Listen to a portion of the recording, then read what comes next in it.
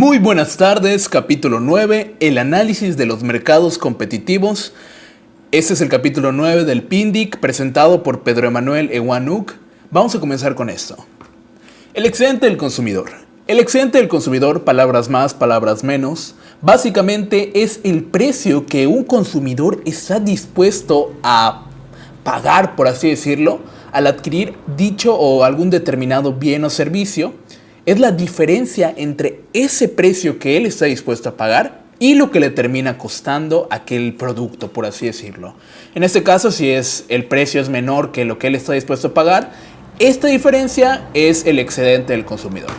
El excedente del productor básicamente es la misma idea, pero en este caso se relaciona a los costos de producción y al precio de venta. Es la diferencia entre el precio de venta y el costo de producción, básicamente. Ok, esto lo podemos representar gráficamente. Aquí tenemos un ejemplo muy claro. Podemos observar tres consumidores: consumidor A, consumidor B y consumidor C. El consumidor A está dispuesto a pagar 10 unidades monetarias por un producto. Primero que nada vamos a determinar un tema importante, que es el precio de equilibrio. El precio de equilibrio en este ejemplo en particular podemos observar que es 5, pues aquí es donde se corta la curva de demanda y la curva de oferta. El precio de equilibrio es 5 y la cantidad de equilibrio es Q0. Ok, bueno. Retomando lo mismo, el consumidor A está dispuesto a pagar 10 unidades monetarias por adquirir este producto, ¿no? El consumidor B está dispuesto a pagar 7 unidades monetarias y el consumidor C está dispuesto a pagar 5 unidades monetarias. Bajo este supuesto y dándonos cuenta que el precio de mercado o el precio de equilibrio es 5, el consumidor A tiene un excedente de 5 unidades monetarias. ¿Por qué? Porque él está dispuesto a pagar 10 unidades por el producto, pero el producto realmente le termina costando 5 unidades.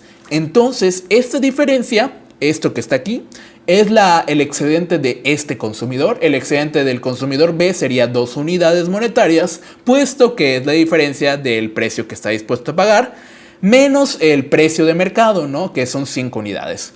En el caso del consumidor C, desgraciadamente, él no obtiene ningún excedente como consumidor, puesto que no valora el precio del producto más alto de lo que realmente le está costando. Él cree él está dispuesto a pagar simplemente 5 unidades monetarias por algo que le cuesta 5 unidades monetarias. Bueno, para aclarar esto, y ya que tenemos la gráfica para representarlo, podemos observar que el excedente del consumidor básicamente es el área. Aquí podemos ver que es este triángulo de color como color amarillo, ¿no? Este triángulo que se encuentra por arriba del precio de equilibrio, que en este caso es 5, pero por debajo de la recta de demanda o de la curva de demanda, que está representada por esta línea, por esta recta azul. El excedente del productor, por el contrario, es aquella área que se encuentra por debajo del precio, esta área triangular de color azul, por debajo del precio de equilibrio, pero por encima de la curva de oferta, que es esta línea roja que tenemos aquí. Ok, continuemos. Aplicación del excedente del consumidor y del productor. El excedente del productor y del consumidor nos sirve para evaluar muchísimas consecuencias y para que podamos analizar distintos ejemplos.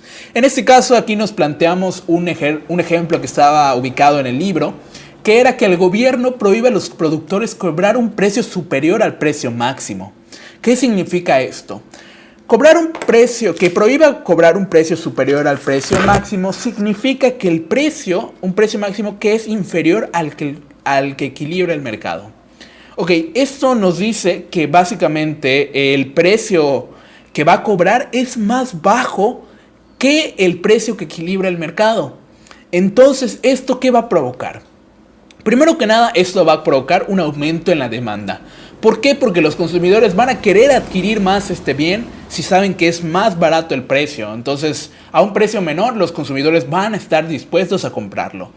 Pero, contradictoriamente, va a generar una disminución en la oferta, puesto que los productores o cierta cantidad de productores, ya sea que se salgan del mercado o que decidan producir menos, o ya no van a estar dispuestos a producir la misma cantidad a un precio menor. Vamos a observarlo gráficamente para que quede muchísimo más claro. Aquí podemos observar cómo el precio de equilibrio es P0, cantidad de equilibrio Q0. Y aquí podemos observar que el precio máximo que establece el gobierno, en este caso, en este ejemplo, es inferior al precio de equilibrio. El precio de equilibrio es este punto P0. El precio que establece el precio máximo es un precio menor, obviamente, al precio que establece. Y en este caso podemos observar que suceden algunas cosas. Podemos observar que la cantidad se disminuye, primero que nada, porque pasamos de Q0 a Q1. Esta disminución de la cantidad genera una pérdida irrecuperable de eficiencia. La pérdida irrecuperable de eficiencia básicamente nos dice que básicamente, en este caso, el triángulo verde, que es B, esta área representa la pérdida irrecuperable de eficiencia de los consumidores. ¿Por qué? Porque los consumidores ya no van a... Este triángulo de aquí nos muestra que algunos consumidores ya no van a poder adquirir este bien porque la cantidad es menor. O sea, los consumidores que realmente lo adquirían ya no lo van a estar adquiriendo. Estos serían los consumidores que no van a poder adquirir este bien. Pero ganan lo que sería el A, puesto que los consumidores que sí lo adquieran, los que estén posicionados en este punto, van a pagar un precio muchísimo menor al que estaban acostumbrados en el precio de equilibrio. Entonces es una contradicción igual porque no todos se van a ver beneficiados, pero los que se vean beneficiados van a pagar un precio menor que el que pagaban antes. Esto está representado por el área A. El área A representa el rectángulo, sí, el área A, que es un rectángulo. Este rectángulo azul que tenemos aquí representa el excedente de los consumidores, porque ahora esto es lo que ellos van a... O sea, este es todo su beneficio, es la diferencia entre el precio que van a terminar pagando y lo que estaban pagando. Entonces, aquí podemos observar que otra área que sería el triángulo C. El triángulo C nos dice pues dos cosas, ¿no? Básicamente es la pérdida irrecuperable de eficiencia de los productores, que representa aquellos productores que se salen del mercado, o la disminución en la cantidad producida, que básicamente los productores que producen menos. Vamos a hablar del análisis de los excedentes por una política de control de precios. Ok, el bienestar de los consumidores ha empeorado como consecuencia de esta política y el de otros ha mejorado. Es lo que estábamos mencionando anteriormente. Ok, esto ya lo mencionamos. Ok. Recordemos que la variación del excedente del consumidor es A menos B. ¿Por qué? Porque A vendría siendo el rectángulo azul que observamos aquí. Menos B, que pues sería lo que los consumidores pierden, y esto sería lo que los consumidores ganan. Entonces la variación sería A menos B. Aquí está expresado, ¿no? En el caso del productor es menos A y menos C. ¿Por qué? Porque eso es algo que no beneficia, o que anteriormente, si nos damos cuenta, si nos ponemos este punto, recordemos que lo que estaba debajo del precio de equilibrio y por encima de la curva de oferta eran los excedentes del consumidor, efectivamente. Entonces lo que está perdiendo al no tener C por la pérdida recuperable de eficiencia y al ceder a los consumidores, se podría decir que es la variación del excedente del productor, menos A menos C. O sea, esto es lo que pierden los productores, por así decirlo, bajo este supuesto de que se establezca un precio máximo inferior al precio de equilibrio. Ok, eso ya está expresado aquí. Excelente. Y bueno, pues aquí está la pérdida recuperable de eficiencia que ya hemos mencionado, que es B y C. Ok. Ahora, ¿qué sucede bajo este mismo supuesto de que establecemos un precio mínimo, un precio máximo que sea inferior al precio de equilibrio, pero en este caso bajo el supuesto que la demanda es inelástica? Recordemos qué significa que la demanda sea inelástica. La demanda sea inelástica básicamente nos dice que aunque el precio... la demanda inelástica nos dice que hay una cierta cantidad de consumidores que van a querer seguir a fuercitas a fuerzas, perdón, seguir consumiendo. Entonces, al no tener la capacidad de consumir, porque recordemos que Q2 pasó a Q1, al tener esta pérdida, por así decirlo, de esta pérdida irrecuperable de eficiencia, se vuelve mayor porque ellos valoran más este bien. Entonces, al valorarlo más, nos damos cuenta que el área crece automáticamente, porque pues esto igual se representa gráficamente con que por así decirlo, la curva de demanda es más vertical, o sea, es inelástica. Entonces, en este caso, pues, al valorarlo más, pierden más. Básicamente está muy claro, ¿no? Porque al valorar más un producto, si ya no lo tienes, estarías perdiendo más que si simplemente fuera elástica la demanda y si cambia el precio, pues dejas de consumir y no pasa nada. No, estos están teniendo una gran pérdida representada por el triángulo B. Ok, excelente. Continuemos. Ahora hablaremos de la eficiencia de un mercado competitivo. Ok, la eficiencia de un mercado competitivo se da cuando el excedente del consumidor y del productor se maximiza. Los costes de la eficiencia de economía ocurren cuando se intervienen. Ok, de eficiencia y economía ocurren cuando se intervienen. El excedente agregado del consumidor y del productor disminuye en la misma cantidad que la pérdida irrecuperable de eficiencia. Esto es algo que vemos aquí, ¿no? El excedente del consumidor y del productor se merma en la misma cantidad en la que existe una pérdida irrecuperable de eficiencia. Esta cantidad, esta área de B, es lo mismo que le vamos a restar a A, puesto que es su pérdida es la merma que tiene este excedente. O sea, este excedente no sería bueno, puesto que el área que pierde es muchísimo mayor a lo que se supone que está ganando. Y pues lo mismo pasa con C. Entonces, básicamente esto nos expresa este enunciado. Vamos a continuar. Hablaremos de los fallos de mercado. Los fallos de mercado. Mucho se ha hablado de los distintos fallos de mercado. Como sabemos, los mercados no se autorregulan, los mercados no son perfectos, los mercados presentan errores y en este caso se denominan fallas de mercado. Podemos citar un montón de ejemplos, podemos citar monopolios, oligopolios, colusiones entre empresas, muchísimos errores podemos encontrar en el mercado. Un mercado que no esté bien regulado, obviamente. Y pues, según los tipos de fallos de mercado que encontramos en el PINDIC, podemos encontrar que existen por externalidades, que es que el precio de los productos no refleja el verdadero precio. O sea, el precio del mercado realmente no refleja externalidades como podría ser, pongamos un ejemplo, que una empresa, vende sus productos a un determinado precio, pero se dedica al manejo de materiales químicos y que esto tiene una repercusión al área ecológica, por así decirlo. Entonces, este daño medioambiental no está reflejado en el precio. Esto que se está perdiendo no se refleja en el precio, entonces esto es una falla de mercado. Otra falla de mercado pues es la básica, ¿no? La falta de información, que los consumidores no tengan pues la información de todos los oferentes, que no sepan cuál es el que le da un menor precio a las cosas que quieren adquirir, o que no sepan cuál les ofrece, o las, por así decirlo, especificaciones de cada producto o servicio que van a adquirir, y pues al final terminen tomando una decisión que no contemple todas las dimensiones, por así decirlo, pues que no contemple todas las dimensiones o sea, que no, por así decirlo, no tengas toda la información, no te permite maximizar tu utilidad. Ok, continuamos con esto. Vamos a continuar con la siguiente diapositiva. En este caso tenemos una representación gráfica de la pérdida de bienestar cuando se mantiene un precio superior al que equilibra el mercado. ¿Qué es lo que sucede en este ejemplo? En este ejemplo es un ejemplo completamente contrario al anterior, puesto que el precio, como podemos observar, el precio de equilibrio es P0, Q0. Ok, eso ya quedó claro. Punto de corte, el precio de equilibrio, aquí se intersectan demanda y oferta, ok.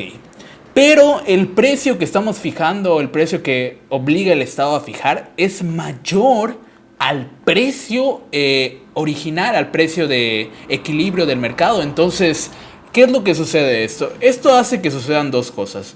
Primero que nada, la producción disminuye. Aunque los productores estén dispuestos a producir Q2, esto no puede suceder porque generaría más pérdidas aún, puesto que los consumidores solo van a estar dispuestos a adquirir Q3, que es esto que está aquí. ¿Por qué? Porque pues a un precio más alto no van a seguir comprando lo mismo. Lo que ellos pierden, por así decirlo, la pérdida irrecuperable de eficiencia de los consumidores está representada por el triángulo B y la pérdida de eficiencia de los productores está representada por C. Porque pues vemos una disminución en la producción, básicamente pasa de Q0 a Q3. Entonces esta pérdida de la producción, por así decirlo, está representada por C. Sin embargo, en este caso igual podemos observar otra cosa, y es que los productores van a ganar A. Los productores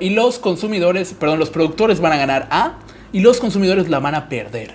¿Por qué? Porque en este caso la variación del excedente del consumidor sería menos A y menos B, que antes se encontraba como parte del, pues debajo de la curva de demanda y por arriba del precio, como parte de su excedente del consumidor, pero que al trasladarse a este nuevo punto de Q3, ellos lo pierden y pasas a ser una variación del excedente del consumidor de menos A y menos B. Y en el caso de los, por así decirlo, productores, sería igual a A menos C. Ok, vamos a verlo. En este caso vamos a seguir hablando de los precios mínimos. Como mencioné anteriormente, los precios mínimos es que sea, por así decirlo, es un método para subir el precio por arriba del equilibrio del mercado. Entonces, eso es exactamente este ejemplo que tenemos aquí. Vamos a ver si encontramos una gráfica. Aquí hay una gráfica más específica. Como mencioné anterior, P0, Q0, precio y equilibrio. Ok. Precio mínimo. Aquí está de hecho exactamente lo que acabo de mencionar. La diferencia del excedente del consumidor sería menos A y menos B, porque esto ya no lo van a percibir. Antes lo percibían como excedente del consumidor, pero ya no lo van a percibir. El bienestar del consumidor disminuye, eso queda claro. Si nos fijamos un precio mínimo, el bienestar del consumidor disminuye. Los productores, como mencioné anteriormente, ganan A, esto está aquí, menos C. Pero ¿qué pasa? Igual ellos podrían estar perdiendo D. Aquí vemos que observamos que el excedente del productor igual dice que pierden D si no se disminuye su producción. Entonces, digamos que en este nuevo precio más alto, los productores dicen, pues yo quiero seguir produciendo porque en este precio puedo producir muchísimo más, estoy dispuesto a producir, bla, bla, bla, bla.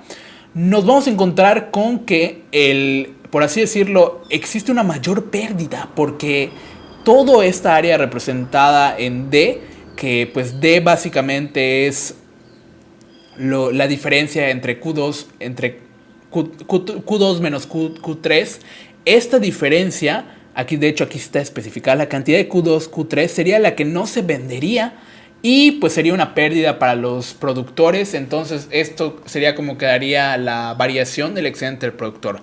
A, que sería lo que ganan, menos C, que como ya mencionamos anteriormente es lo que no están produciendo, menos D, que sería lo que sucedería si siguen produciendo, porque de todas maneras no lo van a vender. Ok. Ahora hablemos del mismo ejemplo, pero en este caso hablamos de la oferta de trabajo. La oferta de trabajo, aquí como podemos ver, pues aquí está el salario mínimo. El salario mínimo pues está establecido, digamos que el gobierno dice, ok, pues vamos a apoyar a los trabajadores, ¿no?, que reciben un salario mínimo. Vamos a aumentar el salario mínimo. Ok, aumentamos el salario mínimo. Pero ¿qué pasa? Que muchas empresas ya no van a estar dispuestas a seguir teniendo la misma cantidad de empleados si van a estar obligados a pagarles una cantidad más alta.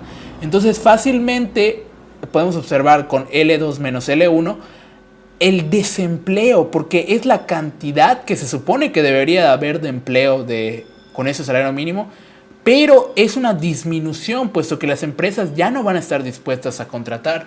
Obviamente vemos que primero que nada sucede algo, las empresas pierden C. Las empresas pierden C, ¿por qué? Porque pues antes tenían esta cantidad de trabajadores que estaba establecida en L0 y se traslada a L1 con una cantidad inferior de trabajadores porque pues les está costando más caro, y además de eso pues esta sería su, por así decirlo, pérdida irrecuperable de eficiencia. B representaría a todos los trabajadores que ya no podrían tener empleo, los desempleados, por así decirlo, igual. Esto igual es parte de la pérdida irrecuperable de eficiencia. Sin contar lo que se supone que la medida debía haber hecho, que era esto, L2-1, que pues en este caso igual sería un desempleo, ¿no? Porque todo este empleo que se supone que se debería de esta oferta, perdón, de trabajo, no va a ser cubierta. Pero pues si vemos el pequeño lado positivo que nos queda en esta gráfica, es que A pues representa el aumento de salario de las personas que mantengan o conserven su empleo. Ok, vamos a hablar de los programas de mantenimiento de los precios y las cuotas de producción. Programas de mantenimiento de los precios. Los programas en los que el gobierno fija el precio de mercado de un bien por encima del nivel de libre mercado y compra la cantidad de producción necesaria para mantenerlo. Ese es un punto interesante. ¿Por qué? Porque, ok, el gobierno ahora ¿qué quiere? Mantener un precio elevado.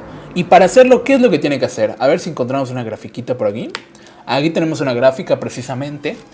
El gobierno, ¿qué es lo que quiere? Pues mantener un precio, que en este caso el precio original, situémonos en el precio original, P0, cantidad que se produce, Q0.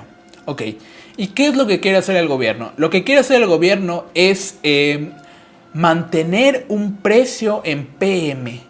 Pero ¿esto qué es lo que va a producir? Para mantener un precio en PM superior al que equilibra el mercado, que pues ya mencionamos que es P0, el Estado va a tener que comprar la diferencia de lo que se debería de, por así decirlo, demandar, lo que no se estaría demandando a este nuevo precio. Aquí vemos la oferta. ¿Por qué? Porque los productores fácilmente van a decir, ok, gobierno, me estás comprando la cantidad, pues yo voy a producir sin límites hasta lo que esté dispuesto a producir, hasta lo que mi tecnología y mi tamaño de planta me permite producir. Y esto es lo que va a tener que adquirir el gobierno. Esta D que está representada, perdón, esta QE representa lo que el Estado va a tener que comprar. Que básicamente la QE está conformada por lo que compra el Estado. Y los productores terminarían ganando A más B más D. ¿Por qué? Porque si nos damos cuenta en este nuevo punto de equilibrio, ¿qué es lo que pasa? Si el gobierno quiere tener un nuevo punto de equilibrio, ¿qué es lo que sucede? Este nuevo precio se convierte en nuestra referencia. Recordemos que estábamos situados en P0, Q0. En este punto, el excedente del consumidor era A y B. Y el excedente del productor era este triángulo que pues no está nombrado en este caso, pero era esto. Ok, nos trasladamos a este punto y en este punto en específico, ya cuando subimos el precio, queda el A más B más D, queda debajo del precio y por encima de la curva de oferta. Por tanto, se transforma en el nuevo excedente de los productores. Y esto, por así decirlo, es, como lo menciona aquí, lo que los productores ganan. Desgraciadamente, esto que antes formaba parte del excedente del consumidor, A más B, pues es una pérdida. Y los consumidores terminan perdiendo A y B. O sea, menos A menos B es la variación del excedente del consumidor.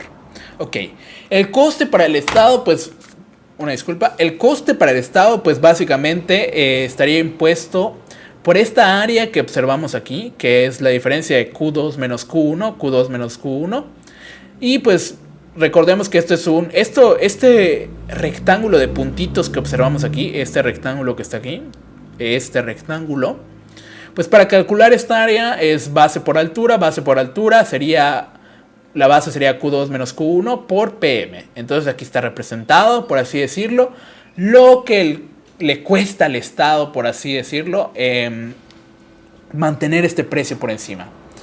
En el caso de los productores, como ya mencioné, son los que salen ganando. Ahora venden una cantidad mayor de Q2. Ellos están produciendo Q2 y es lo que están vendiendo porque el Estado se lo está comprando. ¿Enterado? Ahora la variación del excedente del productor, como ya mencioné, es A más B más D. Excelente. ¿Y qué es lo que le pasa al Estado? El Estado es el que incurre en un coste, aunque si lo analizamos más profundamente, este coste, el Estado no produce ningún bien, ningún servicio. El Estado obtiene su dinero por medio de los impuestos. De tal manera que, termina recayendo en los consumidores esta medida, por más buena que sea, o por más mala, de hecho. Este coste Como ya mencioné, es Q2 menos Q1 por PM, base por altura de este rectángulo, ¿no? Esta área que tenemos aquí. ¿Qué es lo que tiene que pagar el Estado? Excelente. Reducción de costes. Bueno, algunas de las medidas que podría adoptar es que este excedente que le compra a los productores, que el Estado le compra a los productores, podría optar por venderlo en el extranjero, pues a un bajo precio. Sin embargo, si nos ponemos a pensar, igual sucedería que esto pues competiría o mermaría la capacidad de los productores nacionales de vender en mercados extranjeros. O sea, si el Estado decide rematar todo este excedente al extranjero, igual está afectando a los productores nacionales que quieran vender en el extranjero. Entonces igual es un efecto negativo el que encontramos aquí. Ok. El coste de la política del bienestar, pues básicamente está dado por la variación del excedente del consumidor, más la variación del excedente del productor, menos el coste para el Estado. Aquí dice que la variación del excedente del consumidor más la variación del excedente del productor es D. Vamos a observarlo en la gráfica. Y sí, efectivamente es D, puesto que si nos damos cuenta lo que pierden es, lo que gana el productor es A más B más D, y lo que pierde el consumidor es A y B. Entonces A más B más D menos A menos B nos da D. Excelente. Aquí está representada la D, menos el área que ya mencionamos que es base por altura de lo que tiene que pagar el Estado, menos coste para el Estado. Ok. Cuotas de producción. El Estado también puede hacer que suba el precio de un bien reduciendo la oferta. Esta es otra de las estrategias que puede utilizar el Estado. Reducir la oferta mediante... Bueno, él puede controlar el precio al nivel arbitrario que se le antoje, como limitando las licencias de, por ejemplo, taxis, bares, restaurantes, bebidas alcohólicas, que eso es algo que sucede incluso en la actualidad. Si tú limitas o reduces la oferta, pues igual puedes aumentar el precio. Como ya sabemos, la limitación de la oferta permite mantener el precio M superior al que se equilibre en el mercado original. Es, pues, si hay menos oferta, pues obviamente el precio va a subir. El Estado puede restringir la oferta a Q1. Aquí podemos ver que antes se ofertaba la cantidad de Q0 y pues ahora no, ahora se redujo a Q1, imponiendo cotas de producción, como ya mencionamos, cierto número de licencias, cierto número de cantidad, y como resultado pues debe ser, bueno, ok, para que esto pueda suceder, el incentivo que el Estado tiene que dar tiene que ser al menos lo que observamos como B, C y D. En este caso debe ser al menos tan grande como B, C y D, que es el beneficio adicional que se obtiene, por ejemplo, cultivando. Bueno, en este caso nos vemos un caso en específico que sucedería en el caso de la limitación de la superficie cultivada. Puesto que en este nivel de... Pues en este nivel de... En este precio, esto sería, por así decirlo, el beneficio que debería de traer, pero al no estar presente, el Estado tiene que, pues por así decirlo,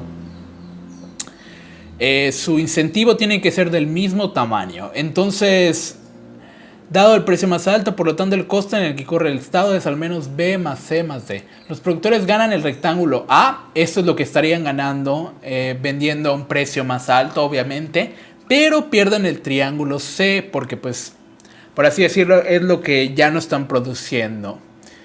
Y venden en Q1 en lugar de Q0, o sea, venden menos unidades. O sea, venden una menor cantidad. Pero pues, ¿qué está haciendo? Se está limitando la oferta, ya hemos hablado de eso. Este es el beneficio de los consumidores, igual se ve mermado. Aquí está exactamente el ejemplo. Programas de incentivos. En caso de los programas de limitación de superficie cultivada, aquí ya lo habíamos visto, se dan a los agricultores incentivos económicos para que no cultiven en una parte de la superficie, en donde los agricultores acuerdan limitar la superficie cultivada, o sea, se disminuye la oferta, se disminuye la cantidad. La curva de oferta se vuelve de nuevo completamente inelástica en la cantidad Q1. Aquí podemos ver cómo está completamente vertical. En todo caso, esto representa que es completamente inelástica en la cantidad Q1 y el precio de mercado sube de P0. Aquí observamos cómo sube de P0 a PM. Enterado. Pues en este caso la variación del excedente del consumidor, que sería lo que pierde, menos A menos B. La del productor es A, pues gana A. Ya habíamos hablado de que esto sería el excedente del consumidor, perdón, del productor. Gana A y pues pierde C, ¿no? En este caso esto es lo que producían, ya no lo están produciendo, porque pues se vio limitada la producción, puesto que el Estado no quiere que se produzca cierta cantidad, quiere limitar la oferta. Al limitar la oferta pierden C. Aquí está especificado. Más el dinero pagado por no producir, obviamente les dan un incentivo, que en este caso sería D. Ok. Y pues el coste que incurre el Estado sería al menos de B, C y D. Ese sería el coste que tendría que incurrir el Estado para llenar este espacio que tenemos si queremos mantener el precio en M, si queremos mantener la oferta disminuida, si queremos que los productores digan, ¿sabes qué? No voy a producir determinada cantidad, solo voy a producir la cantidad que tú quieres. Ok. Bueno, aquí está la variación total, que nos da como resultado, la variación total del excedente del productor sería A más B más D, que pues sería lo que ganan los productores en esta medida. Podemos ver claramente cómo los productores resultan beneficiados, porque pues el precio es más alto y el Estado está dando el incentivo para que esto sea posible. Ok, bueno, aquí hablamos de la indiferencia que existe entre, pues, ya sea la medida anterior de que el Estado compre el exceso de producción o que limite la oferta. Ok, ¿cuál cuesta más? Esto lo podemos responder fácilmente y pues depende de la suma de B más C más D y qué relación guarde con el área que está pagando para poder comprar el excedente. Entonces, básicamente, para saber qué nos resulta más es ver cuánto le cuesta B, C y D. ¿Cuánto le cuesta al Estado esto? Versus cuánto le cuesta esta área de Q2 menos Q1 multiplicado por PM. ¿Cuál de las dos áreas nos cuesta más? ¿Estos tres triángulos de aquí? ¿O este rectángulo de puntitos que observamos en esta parte? Ok. Siendo que un programa de limitación de la superficie cultivada es más caro para la sociedad, pues nos deja muchas interrogantes. ¿Qué tan necesario es que la sociedad tenga que enfrentarse a esto? Cuando fácilmente, si vemos que la variación del bienestar termina siendo menos B menos C. Y aún así el Estado está gastando A más B más D y está afectando a B y en C. Entonces sería más fácil simplemente que le entregue el dinero A más B más D y que no se esté interviniendo en ningún precio de producción y esté haciendo medidas que realmente complican el incentivo como tal. El incentivo como tal, ¿qué es? Pues existen muchas maneras, pero siempre va a ser el beneficio tanto de en este caso de los agricultores, ¿no? Ok, queda más fácil que les demos A más B más D que si hacemos estas medidas, puesto que la variación del bienestar terminaría siendo negativa para B y negativa para C. O sea, perderíamos estos dos. Bueno, aquí tenemos otro ejemplo. Estamos hablando de las contingentes y los aranceles. Existe una diferencia. Pues los contingentes es fijar una cantidad máxima que se puede importar de un bien. Y el arancel, pues básicamente es un impuesto. Ok. En estas dos medidas, pues básicamente los que se ven afectados principalmente son los consumidores. Y pues la mayor ganancia que obtienen son los productores nacionales. Puesto que se supone que eso debería de pasar.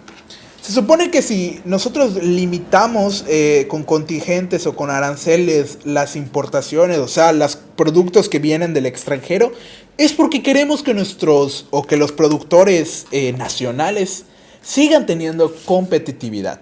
¿Por qué? Porque como analizamos en una empresa, pues toda empresa está determinada por su tecnología. Entonces, si sus costos de producción de las empresas extranjeras son muchísimo menores, suponiendo que tienen una tecnología que les permite o que sus insumos los consigue más baratos, X o Y motivo, pero ellos pueden ofrecer un precio muchísimo menor, Si esto llega a entrar al mercado, obviamente pues la población terminaría prefiriendo consumir esos productos que los nacionales, puesto que les convendría más a su economía. Pero como nos menciona aquí, este coste para la sociedad, ¿qué tan beneficioso es? O sea, realmente, ¿qué tan beneficioso es? O sea, esa pérdida que experimentan los consumidores es muchísimo mayor que el supuesto objetivo que debería ser que ganen los productores. O sea, afectamos más a nuestros consumidores con esta clase de medidas o con esta medida en específico que lo que beneficiamos a los productores nacionales. Ok.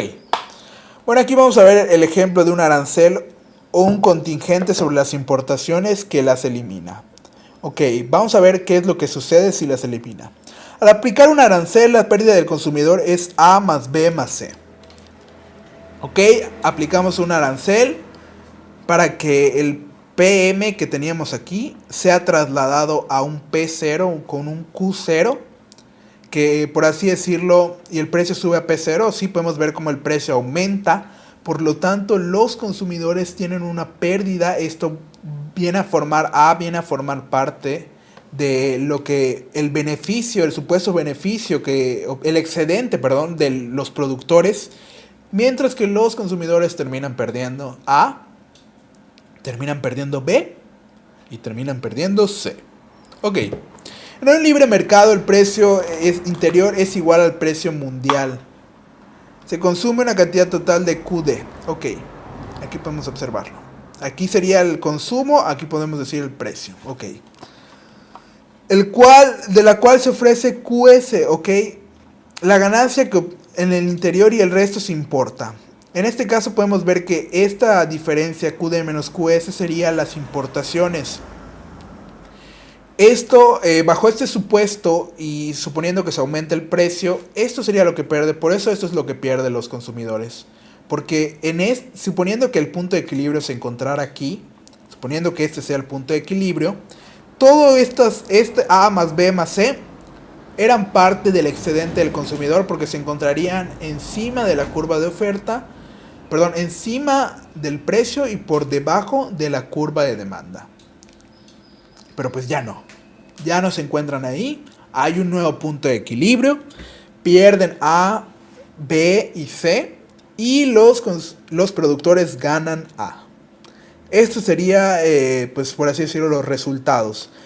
Sí, como podemos decir aquí, que la pérdida es A, B y C y la pérdida recuperable de eficiencia, pues esto sería lo que ya de plano no se va a poder consumir, porque como dice aquí, el arancel elimina las importaciones. O sea, los consumidores querían consumir B y C. Esto era lo que los consumidores consumían tanto nacional. Era lo que los consumidores consumían internacionalmente, pero pues ya no van a poder consumir de importaciones. Entonces sí hay una pérdida para los consumidores y no se justifica con el beneficio que tienen los productores. Aquí observamos la variación de total, que sería menos B menos C. En donde hay una pérdida irrecuperable de eficiencia. Y como ya mencioné, los consumidores pierden más de lo que ganan los productores. Ok, bueno, no es común que el gobierno quiera eliminar las importaciones. De hecho, eso no es posible. Realmente lo que va a querer hacer es reducirlas, pero no eliminarlas. Y bueno, para reducirlas igual puede aplicar un arancel o un contingente, ¿no? En las condiciones de libre mercado, el precio mundial es PM. Como ya mencionamos, las importaciones es QD, cantidad D menos QS. Cantidad demandada menos cantidad ofertada, ¿ok? Y se supone que ahora se establece un arancel sobre las importaciones T dólares por unidad. En este caso, el precio anterior sube a P asterisco. Aquí podemos observar cómo el precio sube en la cuantía del impuesto.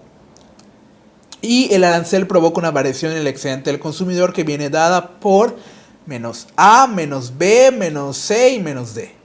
Puesto que esto es lo que ya no van a poder consumir esto sería lo que pierden, que anteriormente formaba parte del consumo de los perdón, sí, el consumo de los consumidores, valga la redundancia, el arancel T es igual a pues la diferencia de P asterisco menos el precio mundial. Pues como ya mencionamos anteriormente, la variación del excedente del productor pues es este trapecio que tenemos aquí en forma de A. Ok. La variación total del bienestar, excedente del consumidor más excedente del productor, más los ingresos del Estado. Y pues aquí observamos la variación total, que es menos B menos C. Suponiendo que el Estado utiliza un contingente en lugar de un arancel para limitar las importaciones, los productores extranjeros solo pueden enviar una cantidad específica. QD menos QS. QD, esta raya de aquí, QS, esta raya de aquí. Las apariciones del excedente del consumidor y del productor de nuestro país, pues básicamente son las mismas que con un arancel, pero en lugar de recaudar el Estado los ingresos representados por el rectángulo D, este dinero va a parar a los productores extranjeros, empeorando aún más el bienestar de un país en su conjunto en comparación con el arancel, ya que ahora están perdiendo D. Bueno, como ya mencionamos, esto es lo que pasa si aplican un contingente. Si era un impuesto, pues D vendría representando lo que, de hecho aquí está, este D representa el impuesto que gana el Estado, ¿no? Pues les tiene que cobrar un impuesto a las importaciones. Pero si es un contingente, es aún mayor la pérdida, porque el Estado ni siquiera va a ganar D. El Estado va a estar perdiendo, y la pérdida de recuperable de eficiencia es B y C. Y todo esto sería lo que, pues por así decirlo, tendrían que tener los... D formaría parte de los ingresos de los extranjeros, de los productores extranjeros. Entonces, básicamente, bajo este supuesto podemos decir que es más conveniente un arancel que una contingencia. Ahora hablemos de un impuesto negativo. El impuesto o una subvención. Subvención significa que pues es una cantidad de dinero por unidad vendida, esto con fines benéficos supuestos para los consumidores y para los vendedores. Y pues el Estado debe recaudar en este caso T centavos por cada artilugio vendido. Esto significa que el precio que paga el comprador debe ser T centavos superior al precio neto que recibe el vendedor. Ok, aquí podemos ver que P0 y Q0 son la cantidad de equilibrio del mercado anterior. PC representaría el precio que pagan los compradores. Y PB representa el precio neto que reciben los vendedores una vez establecido el impuesto. Como podemos observar, básicamente el impuesto parece que el Estado recibe T. T es el área de A más el área de D. Aquí podemos observarlo. Entonces, parece ser que el impuesto se divide equitativamente o a la mitad entre consumidores, que es representado por el rectángulo azul de A, y productores, que es representado por el rectángulo amarillo de D. Ok, entonces en este caso parece ser que esto se divide equitativamente, como podemos ver. En este caso la pérdida irrecuperable sigue siendo B y C, porque pues la producción ante un PC, APC o PB disminuye, la producción APC disminuye, la producción después del impuesto disminuye a Q1. Entonces esto pues forma parte de la pérdida irrecuperable tanto de los productores C como de los consumidores B. Ok. Y pues, ¿cómo conocerlo? Como ya mencionamos, básicamente es a la mitad. Sí, como ya podemos decir, la solución consiste en hallar la unidad que corresponde a un precio de PC de la curva de demanda y un precio PB de la curva de oferta. De tal manera que la diferencia, ya lo habíamos hablado, A y D sería lo que recibe el Estado. Y pues serían los impuestos, ¿no? Ok. ¿Quién soporta la carga del impuesto? La carga es compartida más o menos igual por los compradores y vendedores. Todo esto ya lo habíamos mencionado. El equilibrio debe satisfacer... Para que el equilibrio del mercado debe satisfacerse 4 condiciones. La cantidad vendida y el precio del comprador deben encontrarse en la curva de demanda, ya que a los compradores solo les interesa el precio que deben pagar. Ok. La cantidad vendida y el precio del vendedor deben encontrarse en la curva de oferta, ya que a los vendedores solo les interesa la cantidad de dinero que reciben una vez descontado el impuesto. La cantidad de demanda debe ser igual a la ofrecida. Ok, la cantidad demandada debe ser igual a la ofrecida. Ya habíamos hablado del equilibrio, que es cantidad demandada igual a cantidad ofrecida. Ok. Cantidad ofrecida es igual a QS, ya lo habíamos hablado, cantidad demandada es igual a la ofrecida. Y pues la diferencia del PC menos PB, pues es T, que sería el impuesto. Es la forma algebraica de representarlo. Hablemos del bienestar total. Los compradores pagan un precio más alto, el excedente del consumidor pues presenta una variación de menos A a menos B. Y los vendedores perciben un precio más bajo, el excedente del productor sería menos C menos D. Y los ingresos fiscales del Estado son TQ1, es decir, A más D. Ya habíamos hablado de esto, de hecho. A más D es lo que reciben. Y pues, como ya mencioné, en este caso, A y B, A menos B sería lo que se les descuenta a los consumidores, y menos C y menos D, o sea, esto y esto, es lo que pierden los productores. Excelente. La variación del bienestar social, la variación del excedente del consumidor más la variación del excedente del productor nos termina dando menos B menos C. Y los triángulos B y C representan la pérdida irrecuperable de eficiencia provocada por el impuesto, ya lo habíamos mencionado esto. La carga del impuesto es compartida casi por igual por los compradores y los vendedores. Sin embargo, existen ejemplos específicos. Aquí observamos dos gráficas, gráfica A y gráfica B. En la gráfica B, si la demanda es muy inelástica en relación con la oferta, la carga del impuesto recae principalmente en los compradores. ¿Qué pasa si la demanda es inelástica? De hecho, que es similar al ejemplo que mencionamos al inicio del video, ¿no? ¿Qué pasa si la demanda de los consumidores es inelástica? O sea, ellos están dispuestos a consumir. Entonces podemos observar cómo si ellos quieren seguir consumiendo, ellos van a adquirir la mayor carga del impuesto. Como podemos ver, los vendedores o los productores, la oferta que está representada por la línea S, está básicamente muy horizontal, y en este caso, como es inelástica, la de demanda está bastante vertical. Aquí podemos observarla. Entonces ellos, al querer consumir a fuerzas, pues van a soportar la mayor cantidad del impuesto, porque pues van a estar dispuestos a pagar ese precio sin importar que suba, ¿no? Entonces esto lo podemos ver, no sé, un ejemplo que se me viene a la mente sería en el caso de los cigarros. Pues como es algo, los cigarros, insulina, etcétera, ¿no? Podemos decir cosas que de verdad tienen una demanda muy inelástica o completamente inelástica. En este caso es muy inelástica, como podrían ser los cigarros, que pues no es que te vayas a morir, pero pues al tener una adicción, obviamente van a estar dispuestos a pagar, aunque sea un precio muchísimo más alto.